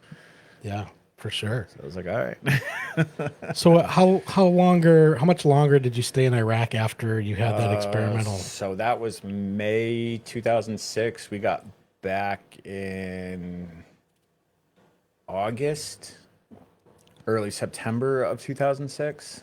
Okay. Yeah, so it was a good couple of weeks, couple of months. And then what? So you come back stateside. You guys are all back from deployment. Mm-hmm. What happens there? Do you have how So- much longer in the military do you have at this point? Or? At that point, I was stop lost. So Okay. for those of you who don't understand what stop lost is, it's if you hit your complete your contract obligations in the service, and during the time of conflict, or if you're deployed, that you don't just go home, right? It's not like, hey, I ETS yesterday, Yeah. so It's peace on out. hold, buddy. You're done. Yeah, so your exit strategy is basically on hold. I was talking with the retention officer, and I was like, look, I want to reenlist. I want to make this a career. I'm having too much fun. Like, and I know it sounds weird, someone saying never too much fun in the military after being deployed, but it was, like you said, you're somebody, right? You mean something. You're a very integral part of this chain. And if that link breaks, then the whole, I don't want to say the whole operation breaks, but it's felt. And I was having too much fun just being there. But after retention was looking at files and all that stuff, and they're like, yeah, we hate to break it to you, but you're kind of a liability. Yeah. Like Right. you're back and all this stuff. You're just, no. And I'm like, okay, so what's next for me? And they're like, you know that thing that they call a DD-214? And I'm like, yeah, I've heard of it. And they're like, you're getting one. And I'm like, oh. And it sucks. Like I tell people all the time, and I kind of use it now to my advantage, where I'll have young sailors that come into my office and you'll talk to me about like how they're jealous of things that they see people have. And I'm like, well, let me put this in perspective for you. Yeah. I'm like, do you understand that I'm jealous every single time I pull onto this base? And they're like, what do you mean? I'm like, you still get to put on that uniform, and I don't. Like, I miss it. So Yeah. don't take it for granted. Right. And they're like, oh, I never thought of it like that. So I had to get out. Yeah. So I kind of look back, you know, I don't want to live a life of regrets yep. either. and I certainly don't. I don't regret my decision, but I did 8 years active duty, and they were probably 8 of the best years of my life. You know, outside of marriage and my children, it was the best time of my life. And to get out and see your buddies stay in, and you know, especially with social media, Facebook, and you kind of live vicariously through them. And these guys are 39, 40 years old. They're getting out, they're retired, they're bass fishing, they're having a blast. And here I am crawling around airplanes. And, but, you know, part of that was, and you said you have a son, Nick. I have a son named Nick as well. But when my son was born, my oldest son, Alec, was born, we were doing 6-month rotations to the desert. We were a part of a composite wing. We had the bombers, we had the fighters, we had the tankers, the cargo. It was Idaho. I was at Mountain Home, Idaho. Okay. And then Seymour Johnson in South Carolina was the other base. And I just could not see myself missing out on half of my son's life every 6 months. And I had done my 8 years, and it was the very last day. They still thought I was going to re-enlist. They were throwing that paper in front of me. They're like, all right, Connor, here it is, you know. And I didn't do it. But that was a scary point in my life because I didn't have a job. I didn't have anything lined up. I had been applying for places, and much like you, leaving a career and starting from scratch, I did the same thing. I packed up a 1-year-old. I packed up everything I could fit in the back of a Pontiac Grand Am GT, my wife, and we drove from Idaho to Connecticut. Wow. And I ended up getting a job 2 weeks later, and I've been here ever since. So wow, yay me. Yeah, I mean, it definitely, Yay you. It definitely made that decision on the Army's part sting a little bit less, because in 2007 is when early 2007 was when I found out that my current wife was pregnant, and I was like, okay. I remember being young and remember my dad deploying and wanting to talk to my dad, or needing that father figure to just have around. And with him deployed, I understood his obligation to the military, but I didn't like it. Right. I was like, I want my dad. Yeah. And when he finally got out of the Navy, I'll admit I was selfish, and I'm like, good. Yeah. Like, it's about time. But when I found out I was going to have a kid, I was like, I can't do it. Like, I don't want to put my son or daughter through that. And then I was even told that if I wasn't injured because of my skill set being an E6, I was classified as a master mechanic, master driver because of the hours that I put in. So with that, with vehicle recovery and combat lifesaver, they're like, you're going to be cross-leveled to another unit. Like, someone is going to pluck you, and you are going to be thrown back into Iraq. You're going to be thrown into Afghanistan with nobody that you know. Like, you're a golden goose egg at this point. Yeah, they weren't going to let you go. No. So I was like, all right, maybe that's a good thing, but I still miss it. Like, I open up that closet door and I see the uniform, and I'm like, oh my God. Like, I still miss it. You know, you talk about something that this is going to be one of the segments Rich and I had talked about. And I think it came up from, was it Kevin's wife? Yeah, Kevin Brown's wife. So she had talked about, you know, spouses, and he asked me what I felt about it and thought about it, and I said, listen, I'm all aboard on that, and the reason is, so like you, I grew up, my dad spent 24 years in, and people don't see that side of it, right? They don't see that the father without Christmases, your dad's not here for your birthdays. They don't see these things. And I think that's actually something that, you know, when people ask me about the military, I think about everything with it, you know, because that's been pretty much up until my time of service, and everything else was the military. It's all I understood, all I knew. And so I think that's an important dynamic to exposed to the world. It's often forgotten about, or not understood, or not even given consideration of. You know, like you said, you know, there's many days that your dad was out at sea or deployed or what have you. You know, you just don't. The world goes on. It doesn't. It doesn't understand any aspect of that life. So and because of that, because of living that life, and then seeing the other side of that, like, I teach all the FRGs, the family readiness groups. So I'll go out to all the meetings with the families of the their sailors' families are in this group, and they'll come for a meeting, and they'll say like, we need to talk about like stress or time management, or our spouses are returning from sea. We need to help with the reintegration process. And the first thing I do before every single time I address them, I'm like, look, thank you for your service. And they're like, what are you talking about? I'm not in the military. I'm like, thank you for your service. If it wasn't for you picking up the slack and taking on the role of both mother and father and handling the kids, the bills, the car, the house, everything, that sailor On could not shitty pay. Yeah, on really crappy pay. Like, they could not do their job. So thank you for supporting them, and thank you for basically taking on your own form of deployment. And then they're like, no one's ever said that before. Right.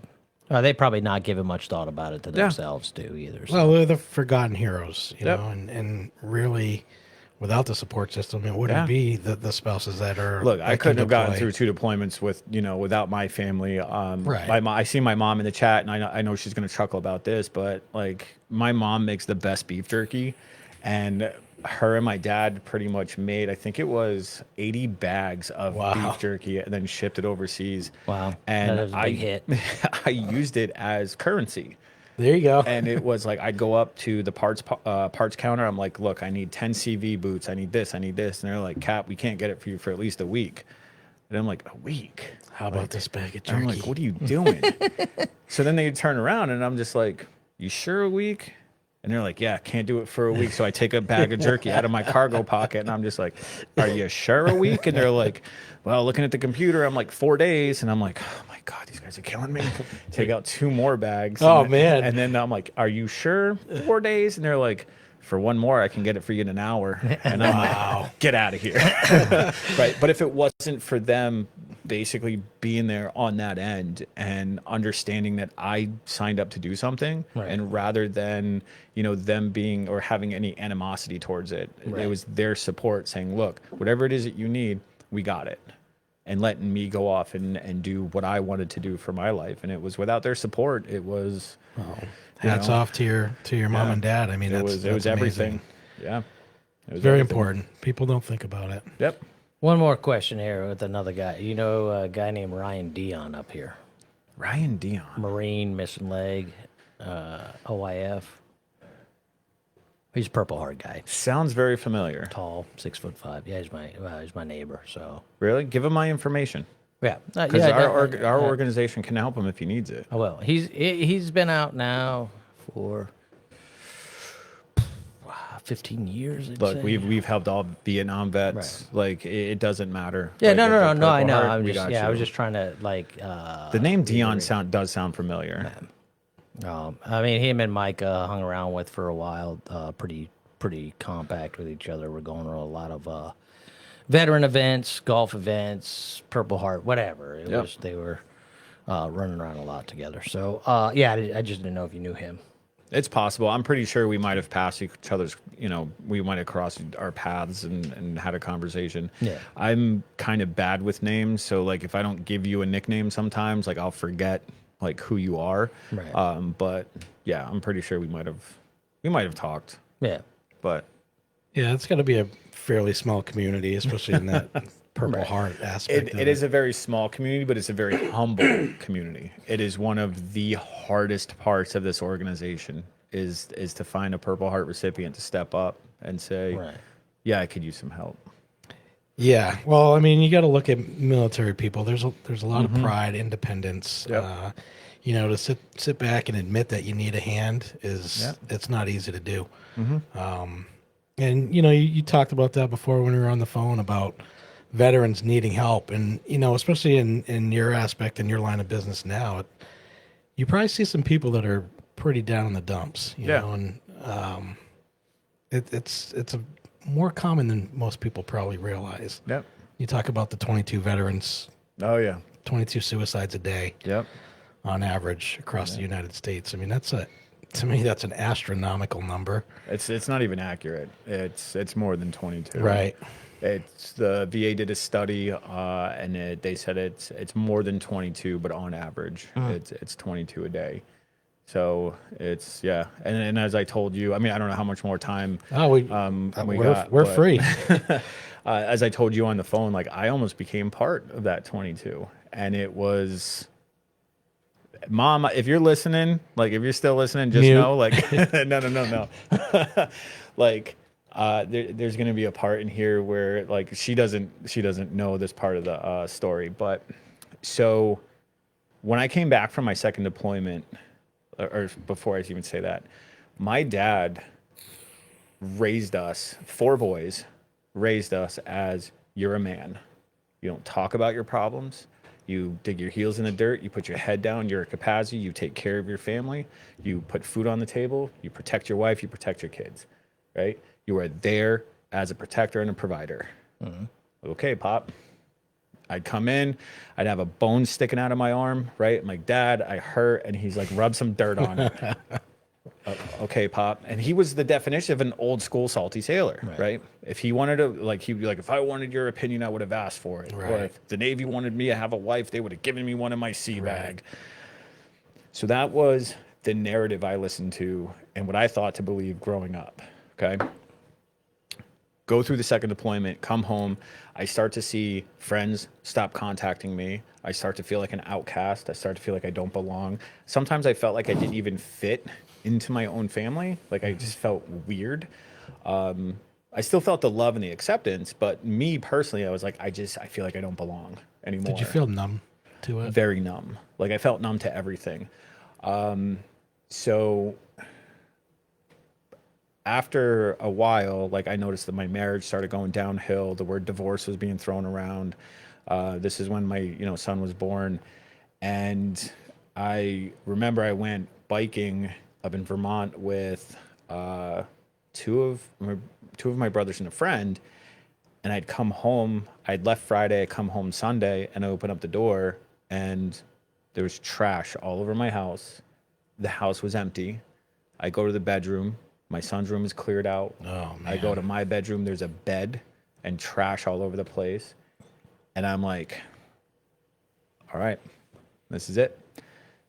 But again, I'm a man. I don't talk about my problems. Okay.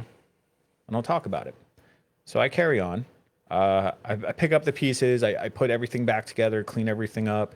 And then after a while, like I kind of sat there and I was like, I'm not even 30. I'm classified as a disabled 2-time war vet. Like this is not, I'm in pain physically and mentally. This is not what I want. This is not the life that I pictured for myself. So I went to work one morning and I was a shell of a person. I showed up. I was like, yep, whatever. I don't even remember if I worked that day. I think I was working for Comcast at the time, and I would just walk into people's houses. I'm like, yeah, your cable's fixed. And I'd walk out 10 minutes later, get in the truck and drive down the road. I went home that night and I started cooking dinner. I set my plate, and in front of my plate, I put 3 items, and they were like on display in a museum. It was a loaded gun, a bottle of pills, oddly enough from the VA, and a bottle of alcohol. And I sat there eating dinner, staring at those 3 items. And I'm like, handful of pills, wash it down with alcohol, and have a 9mm souffle. We're good. Made a pot of coffee. I went outside, had a couple of smokes, and then I did a field strip my cigarette, and then I reached for my back door handle and my phone rang. I only answered it for one reason. The person who called never calls me. They only text because they know that my pet peeve is talking on the phone at night. So I picked up the phone and I'm like, hey, what's going on? Is everything all right? Next thing you know, it was like a couple of questions were asked, and I was sending up the red flags, hoping that someone would catch on. And I'm like, nope, I'm good. Just got to take care of a few things and I'll be fine. Well, questions persisted. And I wasn't ready to let that wall down because, again, I'm a man. I don't talk about my stuff. 2 hours went by and that wall came down. And Mom, this is the first time you're ever going to hear this, but I offloaded the gun, put the bottle of pills back in the cabinet, put the alcohol back in the cabinet. That was the first time I ever went to bed hating my father. The very first time in almost 30 years that I was so disgusted at the fact that he brought me up thinking that if I talked about my stuff, that I was less of a man. And I was I like, don't know if that's. I understand how you could receive that, and it's generational. I'm not dismissing it by any imagination. I do want to tell you who rang that phone, though. You a Christian by any chance? No. I don't know. Am I a Christian, Mom? I don't know. Yeah, I don't I'll go tell to you church. what. There's coincidence, right? And then I often say this to Rich. I'm like, listen, coincidence is God's way of staying anonymous. And you know, these like you said that you would never answer the phone. It was just a random happen chance. It wasn't. It wasn't random. I mean, there's things out there, man. And I've challenged. I don't want to say challenge. Maybe that's not the right word, but it is. It is a word in a sense to challenge my own faith, if you will, or challenge that the existence of God in many different ways. So, for me personally, I've seen it more than once, and it just became undeniable after a while. And so I know where you're coming from, and Coincidences. Coincidences but are it's coincidences. right. Yeah, and I know it's a generational thing, and I know that's how like he grew. He was brought Right, up but and you're stuff. you right. He doesn't understand what Right, you're and- seeing. Right, Yep. this is the And it was the first time I was just like, you lied to me. Like, and then yes, at that moment I was very like, I don't want to say vulnerable or confused or whatever, but it was like a very vulnerable moment for me because I almost swallowed a bullet. Like I almost stopped breathing that night. And the fact is that I was willing to take my pain and pass it to my family and pass it to my There loved you ones go. and say, I don't care anymore. This pain is not mine to bear anymore. It is now yours.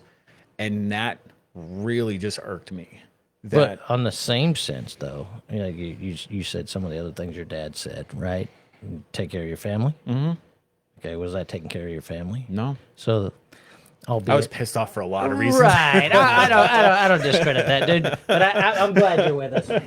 Yeah, Yeah, I am it's, too. you know. So I mean, and that I tell my story every 2 weeks with the Right. new incoming students at the Navy base. I tell that story because I need them to understand that one, suicide is no one is It's your reality of how close it was. right, but also it's a reality of the fact that anybody with a heartbeat, anyone Right. who's drawing breath, you are susceptible to suicide. Correct. And I don't care where you grew up, what values or what narrative you listened to growing up. You need to talk about your stuff. Right. Right. I agree. If I you're agree. a man and you have that alpha male mentality, and you're like, no, I don't talk about my stuff. I'm a man. It's it's a tough place to be. Okay. I'm not saying go out there and flare it to the world, right? But you've got to have friends that you can confide in. I've had Sure. many conversations Yeah. with Rich. Rich has conversations with me, and there's oftentimes it's not stuff you want to talk about, but you know, sometimes you need that wall to bounce it off of and just get a different perspective back, or Yep. you know, or maybe it's the same echo, Yep. and it's just reassurance. And to your point, though, don't hold it in. Have that conversation. I agree with that wholeheartedly for many different aspects of our lives. We are human at the end of the day, and that's the bottom line of it all.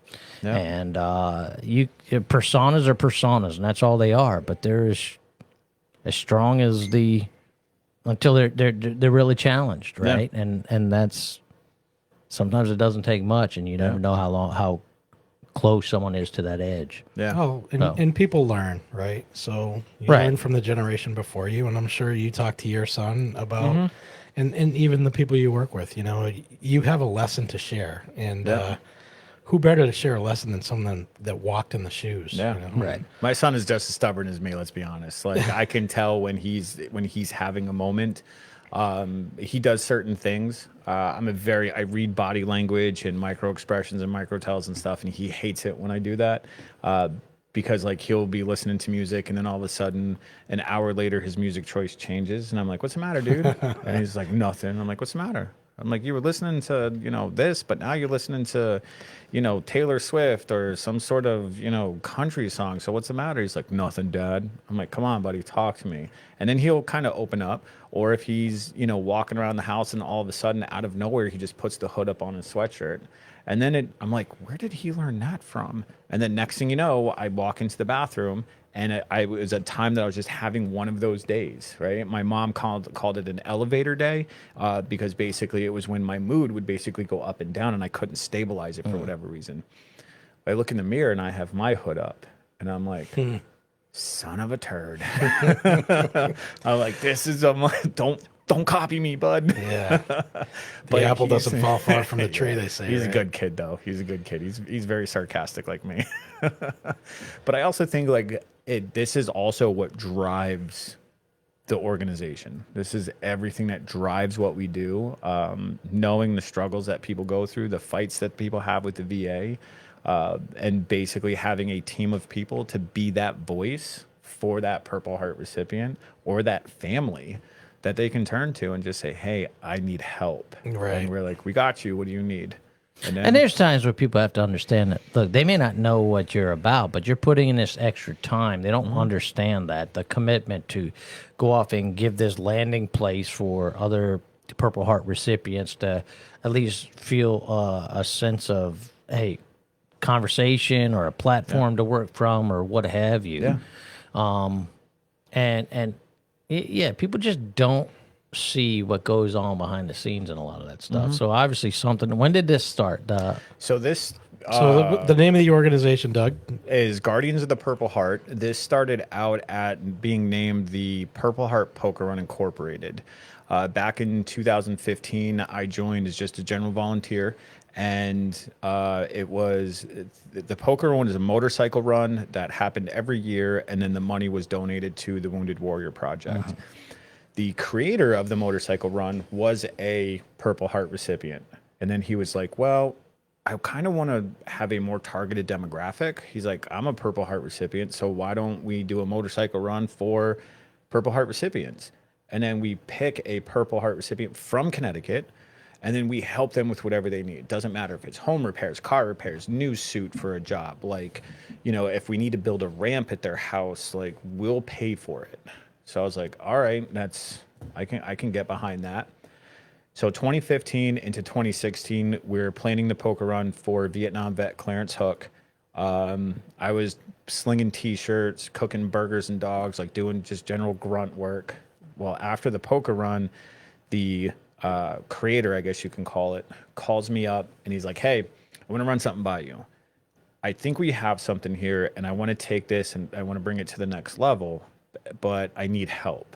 And I'm like, okay, what do you need? He goes, I want to know if you want to take over as president, you run the day-to-day, you corral the cats, and then I'll just, be there for oversight and answer to the IRS or answer for whatever. So I was like, okay. I'm having a hard enough time running my life, but sure, let's throw an organization on top of that, right? Like send it. So June of 2016 is when I take over president.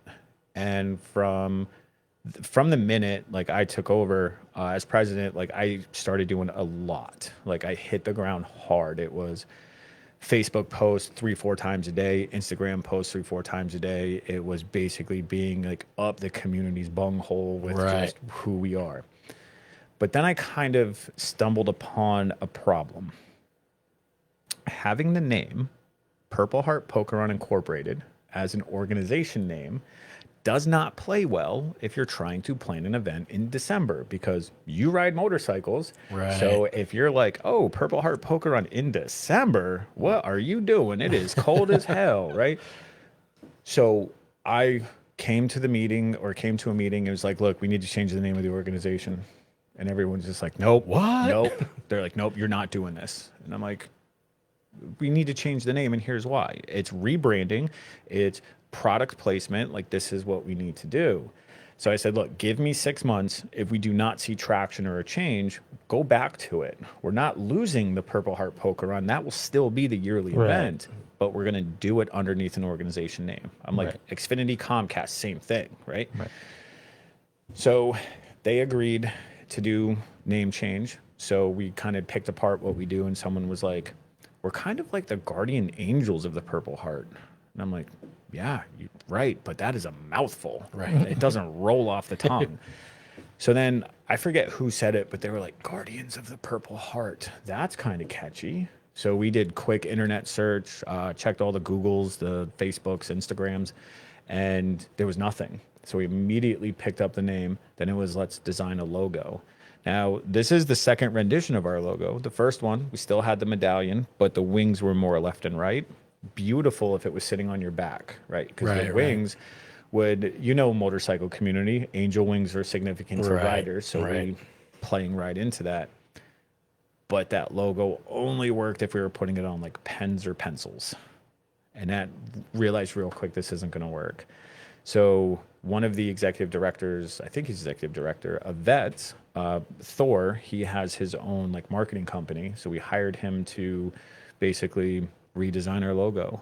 And he was like, I'll give you 3 or 4 logos to choose from. 2 days before a meeting with the team, he sent me this logo. And I'm like, stop, don't. That's it. That's it. Don't make any more. I'm like, I'm going to tell you right now, the team is going to say yes. Brought it to the team and they're like, that's it. That's our logo. And then ever since then, we just hit the ground running. So I didn't create the Purple Heart Polka Run. That was something that was well before me. We just redefined it, improved it over the years off of his platform. But everything else the organization does was basically brought on after I had taken over. So like we did a tattoo event that was wildly successful. The first event we had like 16 people show up. Then the next year we had like 50 people show up. And then the year after that, we had like 120 people show up. And it got to the point where one year I put a challenge out to the community and said, if we sell 120 tattoos this day, I will get an American flag with Made in USA tattooed on my butt cheek. You have it, Dude. Before the shop even opened, I had people lined up down the block and they're like, I'm buying 6 tattoos today. I think with 3 hours in, like the Larry, God rest his soul, this dude was a beautiful soul, love him, miss him so much. But he calls me over and he's like, you better shave your butt cheek because we just sold 120 tattoos. And I'm like, my gosh. Man. And so for those of you wondering, yes, I do have the tattoo on my butt cheek. I bug Allison with it all the time. It's like I'll pull the side of my pants down. I'm like, you want to salute America today? I'm like, why don't you give old Glory a kiss? That is classic. So yeah, we started doing like Vets Rock. We started setting up at other nonprofit events to just push our word out. Oh, that's out of Mohegan, isn't it? Yep. Yeah. Okay. Yep. So we do Vets Rock. We do like Baby's Heart Run, Flag Day Run. We'll set up at Blessing of the Bikes over at Ocean Beach. We sponsored Groton Little League baseball team last year or the year before. We're tapping into the racing community. I was going to ask you about, I saw a lot of stuff with race cars on there. Yep. So hopefully we will have a Purple Heart recipient who's in the racing community currently, Chris Strickland, who is, he lost his hand, and I love this dude. And this is what, like you said, embracing the suck. This dude lost his hand, and his race team name is Nubsy Racing. Like, perfect. Like I think I heard a story about one time someone did something, then Chris goes up to him, he's like, "Hey, high five," and the guy was like, "Hey, oh wait, what the hell?" He's just waving his nub. Beautiful person though, love him. But yeah, so it's like we specialize in obtaining items or services for combat wounded vets in both Connecticut and Rhode Island, where other organizations have to leave off. So if we have a Purple Heart recipient that goes to the VA and it's like, look, I need a mobilized scooter, which we've had plenty of times, and the VA is like, yeah, we don't have the funding for it, so can't help you. And you're like, are you kidding me? That should be like, basic, right? Yeah. So we'll reach out to the community. I call it putting out an APB. Like I'll put one post up, and Nico, God bless his soul, like if I can't find it, Nico can find it. And that's the power of just the, like you were saying earlier, The networking. It's just unbelievable. If I don't know who to contact, I know one post on Facebook is going to generate so much traction. And I'm going to have that information. And we don't just help with like medical equipment. There was one Vietnam vet that agreed to be our Purple Heart recipient. We always ask their permission because we tell their story. And his name is Al Meadows. He retired Vietnam vet. He was running his own nonprofit to where he collects money and he buys Amazon gift cards. And him and his team drive it down to Walter Reed Medical Center, and he gives these gift cards I to know the Al. families. I think I know him. Yeah, his organization is called Operation Gift Card, and dude just spends hours on this. So I sat down with him, and I always do an interview.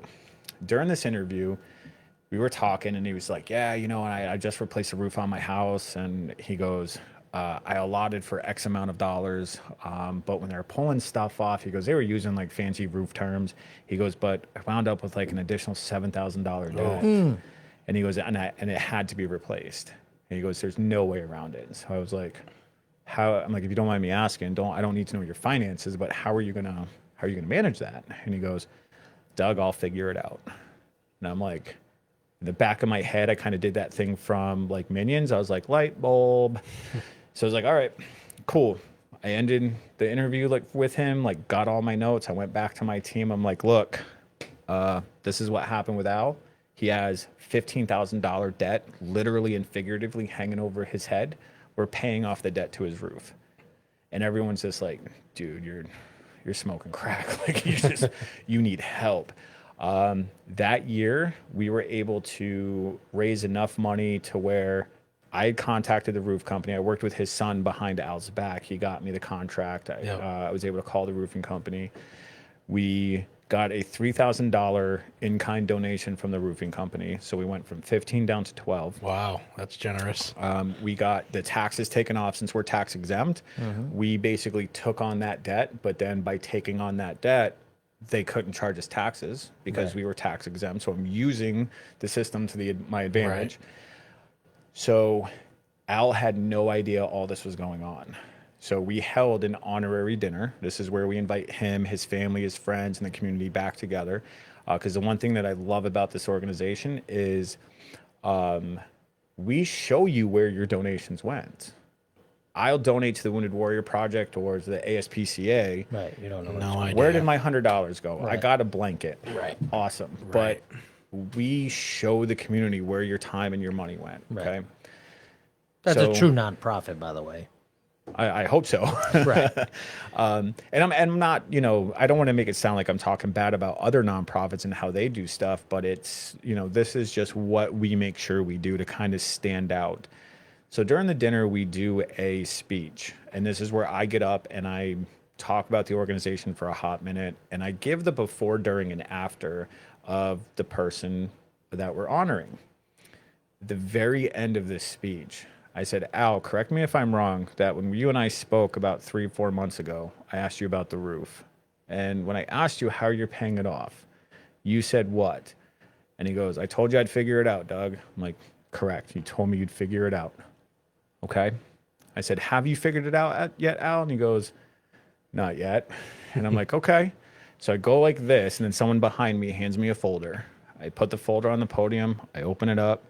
I take out the sheet of paper, and I just stare at it for a hot second, and I flip it around. And you can see it's the contract from the roofing company. It was a duplicate. It wasn't the actual one, but for dramatic purposes, right? I was like, Al, what I hold here is your contract to the debt, to what you owe on the roof. And he goes, how did you get that? And I'm like, it doesn't matter. I turn that paper sideways and I rip it up Nice. into like 15, 20 different pieces. And he's like, what are you doing? So I turned around and I said, you no longer have to figure it out. We figured it out for you. I'm like, your debt is paid off. And then I had someone hand me an envelope, and I'm like, we're also donating $3,000 to your nonprofit so you can provide more gift cards for the veterans down at Walter Reed Medical Center. And he's like, Unbelievable. here's this Vietnam vet, right? Dude is tall, he's quiet, he's stoic. But then all of a sudden it was like tears streaming down his face. But at the same time the tears are coming down, you can literally see that stress just come off of his shoulders. And it was it's moments like that we get to do where it makes all the stuff that we deal with throughout the year worth it. That's the The reward. late nights, the long days, doing a poker run in June, July, August, where you're just sweating bullets. But at the end of the day, it's stuff like that that just makes our work worth it. And it makes us like, all right, what are we doing next year? Like we'll end the honorary dinner, and then we'll turn around and go, all right, who are we helping now? Like we don't take a break. That's amazing. We just keep going. I've got some ideas. I'll talk to you about that in a couple, definitely. couple of clubs that I think will jump on board with you and, Okay. and be able to help out in big ways. And we put the link gotph.org That's on correct. our Facebook page. I know our organizations are friends now, and we Yep. can see each other's feeds. So that's a good way to We promote do you most of guys. our stuff on Facebook. We do have the website because a lot of people, organizations or for-profit establishments, they like to go on and see who they're working with and talking to and stuff.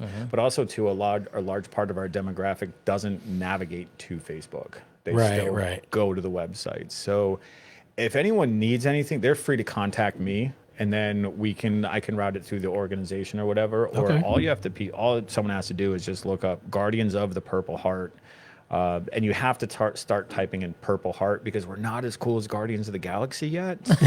Like I am pushing for it, although.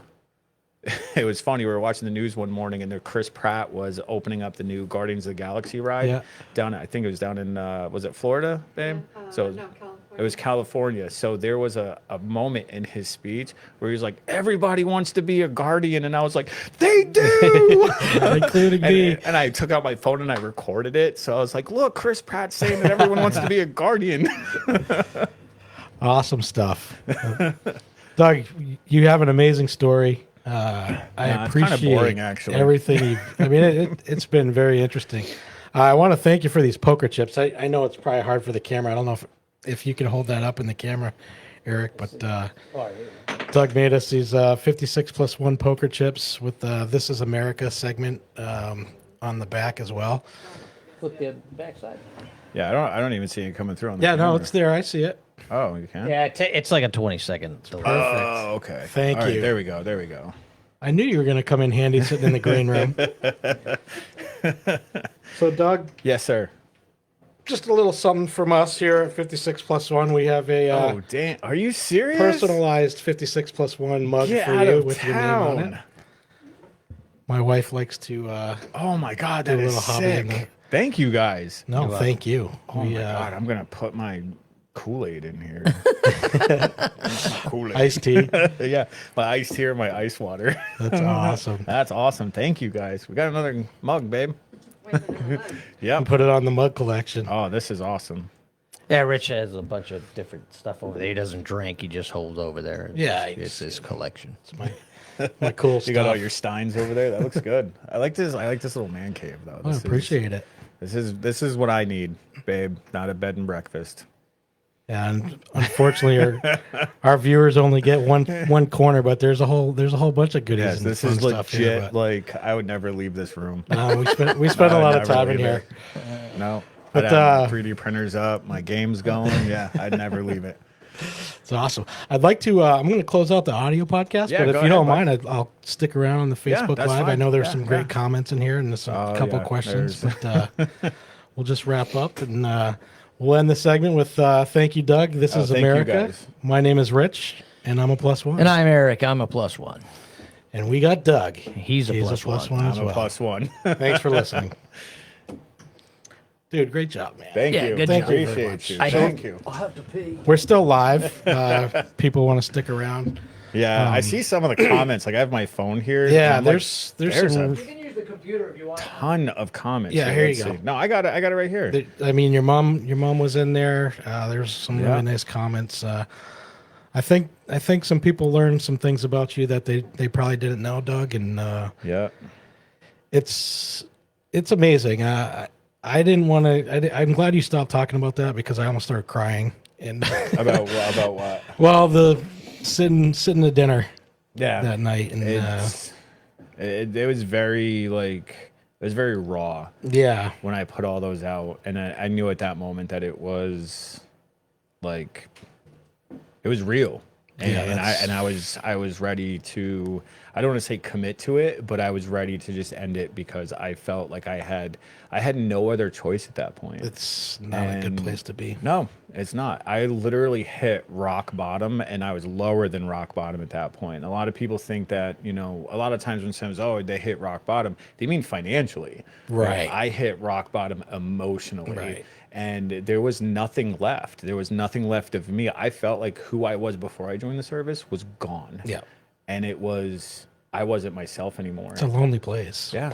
And ever since then, like it's been a very long road and a very slow process to get where I'm at now, where now I have a completely different outlook on life, and I can appreciate it. But then, like, I hid for so long. I never told that story. And I finally told that story. I was invited by Ann Daigle, who her son took his life. She started the Ann Daigle Foundation to help families grieving in that time. Well, her and I talked. I told her my story, and she goes, I want you to talk at our suicide prevention forum. And I'm like, no, no. She goes, look, I need you to talk. So rather than coming out and telling my story, I wrote my story as if I was somebody watching it, right? But the way that I wrote it, and I'll send it to you so you can read it. 100%. I'd love to read that. It starts out by saying, this guy takes the hood of his black sweatshirt and meticulously places it on its head because he only knows its true comfort, which is how I disconnect from the world sometimes. Right. Hood will go up. But I never said a name. I'm 3/4 of the way through the story talking about how this person almost takes their life. And then halfway or 3/4 of the way, I look at the crowd and I say, if you don't mind, I'd like to introduce you to the man in the black hood. And then I just stop and I say, good evening. My name is Doug Capazzi. Not a dry eye in the entire house. Like everyone, all of a sudden it was like, That's a tough story to listen to. But the thing was, I needed people to understand that you can be sitting next to somebody and you don't know what they're going through. Right. And all it takes is just a simple conversation. Hello. Yeah. How are you? Not even that. Like Simon Sinek, like I listen to a lot of podcasts. Simon Sinek's good. Like Simon Sinek is, if I could ever get to his level of speaking and delivering a message, then I will finally call myself successful. He says there's something called the power of 8 minutes. How many times have you guys and anyone else still listening in, how many times have you sent a text message to a friend, a family member, a loved one, and you're like, hey, what are you doing? On the hope that that reply is, what's up? You need to talk, or what's going on? But you are met with, nah, just chilling, hanging out with the kids, cooking dinner. Like, they literally answer that question. So the power of 8 minutes is you texting somebody, hey, you got 8 minutes? Basically meaning I need 8 minutes of your undivided attention, because it only takes 8 minutes to psychologically change someone's mindset, to change them from jumping off the ledge to being there for you or being there tomorrow. So you got 8 minutes and that's it. It's an important message. In the one organization I was with, there was a guy, I'll never forget this dude, Mark Herzog. He had this way of like coming up to you and you'd be like, hey, how you doing? And you'd be like, good, I'm doing good. He'd be like, how are you really doing? And all of a sudden you're like, damn, you got me. Yeah, because it's a rhetorical. And it was just his way of getting you to open up. Yeah. But yeah, it was a very, very, very dark moment for me. And it took a lot of time to build it back up and be that person that embraces life and sees the joys in even the crappiest situations. Well, like, there's a reason you're here. To annoy her. She So said yes. There's a couple comments I'd like to go through. So, all right, what's up? What do we got? Your mom had said that she heard some stuff tonight that she didn't know about you. Like what? What about So I think when at that point we were talking about your injury over in Iraq. Maybe the details that she didn't know, but yeah. Let's see. Shannon Lynn Abbott's says every time she tunes in, she learns so much about the amazing people that we ride with or just in our circle. She says you can hang around with people without ever really knowing their story, but their story is literally everything. I have another comment.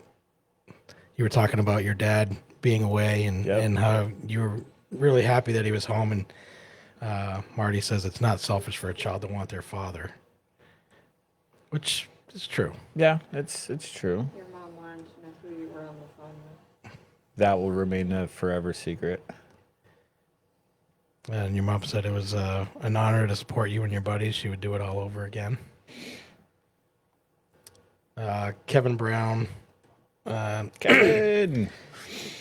He said he has a friend whose husband is a Purple Heart recipient, and they recently moved to Florida from Connecticut. And if you have a contact for the Purple Heart community down there, could you please pass it on? Kevin, if you're still listening, have your friend research that town or surrounding towns to see if there's an organization called the Military Order of the Purple Heart. I know the one here in Connecticut had basically lost funding, so they're no longer around. But I do believe there are still some. There are still some around the U.S. But I'll do some more research for you. And also for Kevin, he asked where the Greek Freak was, and I have a Greek Freak beer going right now. I don't understand why I didn't see these comments through the whole time. I'm looking for comments, and I didn't see all these. Yeah, there's a lot. There's 57 comments. Shannon Abbott's also commented. She says, "Courage is sharing your hardest moments with others. I connected with every part of your story. I'm not a soldier, but I am a warrior of pain and doubt. Thank you so much for sharing this piece of you." Oh, thank you, Shannon. Kim writes, went past it. She said, "It's important for men to see other men be vulnerable. So thank you for sharing that story. So glad that you're still here. You're making such a difference." Oh, thank you. I appreciate that. I don't know why I can't see. Full Let's comments. see. I have a bunch. Rebecca, best choice I made was joining GOTPH a year ago after Doug nagged me for 2 years. Yeah. So, and I also saw a comment in here, Rebecca, if you're still listening, about cutting my pizza. You better calm down. Okay. She works over at a restaurant down the road from our house called Family Pizza in Niantic. And when you get a large pizza, they cut it into the squares. Oh. And I didn't realize that. And then one day, like I called, got a large pizza, completely was oblivious to the fact that they cut their pizza in like this Nazi way. Right. So Don't cut it like, into squares. Yeah. What are you doing? Like terrorists. So I opened up the pizza and I mean, you can ask Allison, I was legit mad because pizza's my food, right? I've eaten, if Nico, you're still listening, please put in a number of how many Meat Lover pizzas I've had at your restaurant. He does have good pizzas. Like he told me after I've eaten 100, he'll name it after me. I think I surpassed that by like triple. We have a pizza named after the podcast, The Cover Down, which is a pickle pizza. Oh, wow. So it's really good. But is that at Two Brothers? Yeah. Okay. Yep. I'll So have that, to I check always it out. I always check the specials, and then at the That's cover down awesome. when it hits, I'm there.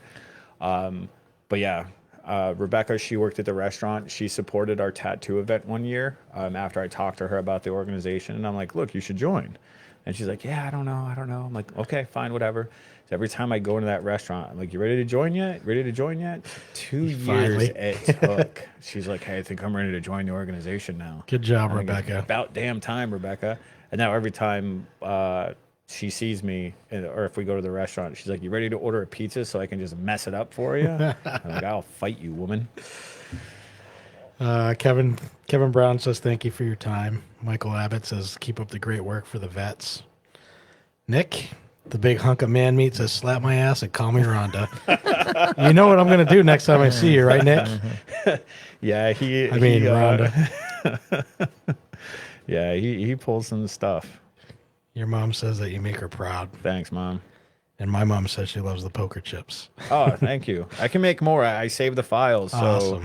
if it's something that you guys want more of, if it's something that you guys want to, start to do, or you like put it in a mug or whatever. Yeah, like, no, we we'll can do definitely that. connect with you on that. I think that's something we had talked about is poker chips at one time. Yeah, doing I something mean, like I can that. even put a hole in it, and then you can do like the little dog tag keychain Oh, thing that's that can cool. hang from. Oh, that'd be hang awesome. from the handle.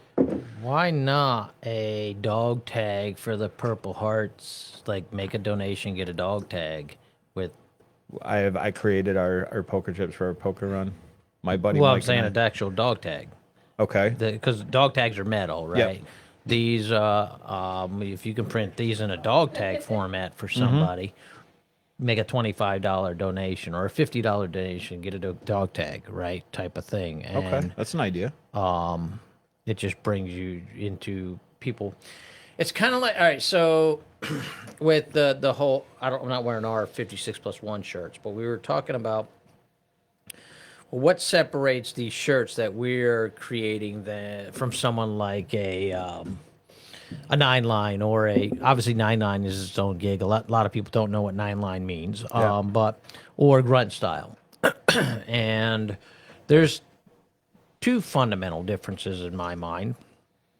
But one is you'll get a lot of people that'll want to buy let's say a grunt style shirt, but won't do it because there's some might feel disingenuous in the sense that they feel that it's only veterans and Right.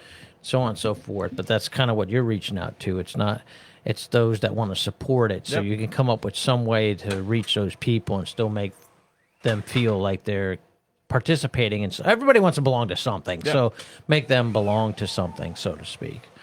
And so whether it's a dog tag or a poker chip for dogs, if you put this stuff on a website, people will order it. There ain't a doubt in my mind, especially for dogs or something for a cat, a goofy cat toy or something. People and animals are just wild, and they will go. People are nuts about their animals. My wife's friend buys her dog. She's got a little Yorkie. She spends more on that dog's outfits than I spend in an entire year on my clothes. Yeah, I can't really talk too much because I do have a service dog, and he's a Mastiff Lab, and then we have a little. Oh, I love my dog. My wife spends more on that dog's food.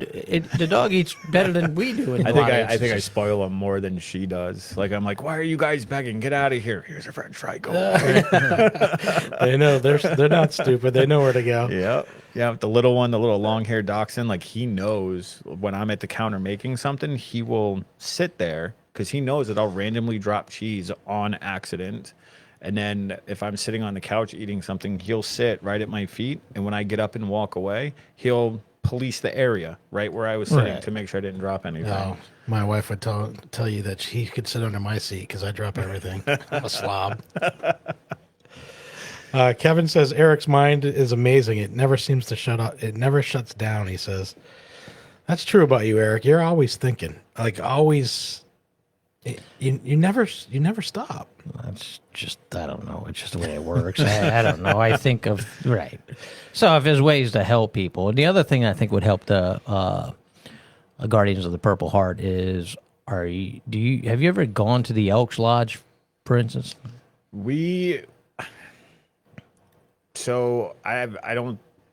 I've never been to the Elks Lodge, but I know somebody has, and they said it wasn't they didn't have a very good, experience. Really? Yeah.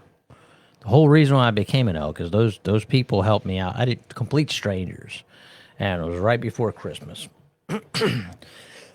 They showed up at my house. I didn't ask for any help. It was in the paper what happened to me, and they handed my family and I, complete strangers, I think a total of $6,000.